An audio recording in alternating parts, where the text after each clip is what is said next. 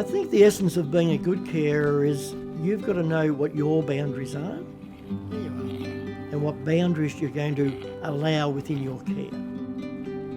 I knew from day one I wanted the challenging ones. But because of my background and because somebody helped me and gave me the opportunity, I thrive on it. That love of working with animals has always been there.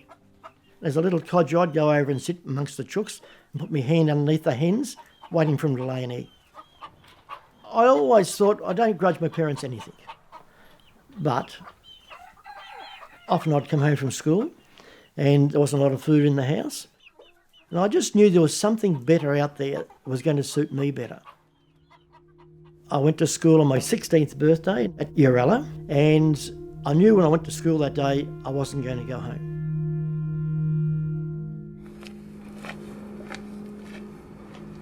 I arrived in Sydney, nowhere to live, zero money, one change of clothes, and it was a hell of a learning experience. Of course you wonder whether you made the right move, but I end up, in every sense of the word, as a street kid living in King's Cross. It wasn't a pleasant experience, but it was survival. Had to thieve for food sometimes and clothes and everything else. When I was on the streets, there was 8 of us in our little group, and 6 of the 8 died in the 12 months I was in the cross, either suicide or drug overdoses, or one case murdered beside me. And I always knew there was a better way of life there somewhere.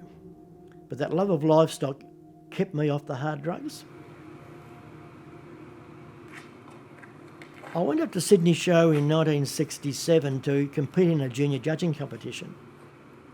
And totally out of the crowd, a fellow came over to me and in an American accent and said, "Matey, I've heard what's happening. In the last hour I've done a little bit of homework on you. I know you're up the cross. You be here tomorrow, but be an hour early." So he'd heard about my background, about winning that junior farmer trip to England and junior world titles and things. And he was prepared to give me the opportunity to leave the streets and go with him back to North America. At this stage, at only 16, I was a single dad. A young fellow, Noel, myself, headed off to North America. He had organised a dairy farming family where I'd milk cows morning and night. They'd look after my little fellow and I'd go off to university during the day. So that was the start of life. You going to talk to your pop? You're a very good boy. I don't foster people because I have to. Certainly I don't have to. I don't do it for the money. It keeps you poor. But I do it because I know I can influence someone else's life if they wish to take the opportunity the way this North American fellow influenced my life by giving me the opportunity. You should pop your feet. Where's your toes? Oh, lovely toes.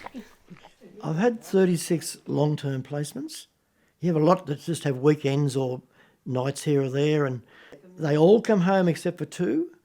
One is a serial rapist. The other fellow is a triple murderer. He came through when he was born in an institution. He came through by killing people in the institution.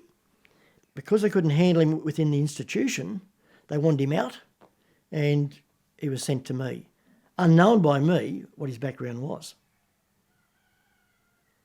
I take on the very difficult young people. Most that come into my care come in with a pretty horrific criminal record, quite horrific in some cases. I've never had a child in my care ever charged with any criminal offence. And I'm pretty proud of that fact.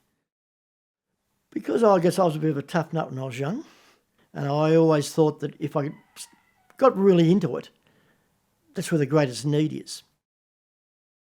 I love what I do, but I strongly believe if I didn't have that love of livestock and the travel around it, the opportunity to be out there and express myself, I wouldn't be able to do it.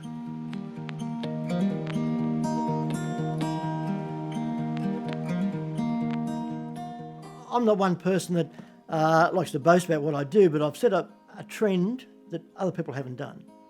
I've just judged my 1,132nd show. I've got a good mate in America who's talking about, he thought he'd judged the most in the world, and he's just done his 500th show. I've judged in 5 different forms of livestock, species, at World Congress shows, which is the leading event for that species in the world for that 3 or 4 year period.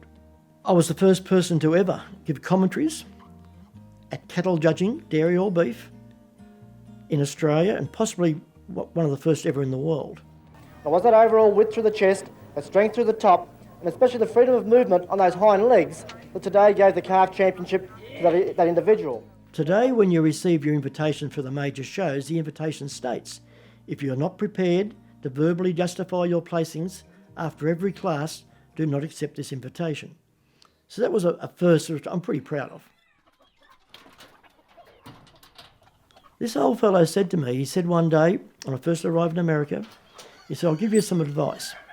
He said, in life, the greatest gift in life is the love of your best mate. The second love is the love of your family. The third gift in life is the love of livestock. He then said, don't be a thief and don't be a vandal. Don't force anybody to do what they don't want to do. And that's the pathway to a good way of life. So those words, when you've just lost all your mates through bad circumstances on the street, wondering what your future held for you, I've never forgot the words. I speak quite a lot at youth seminars, and I quote those words over and over and over. But just with the hope that somebody else might get a little guidance in life, and what that fellow gave me.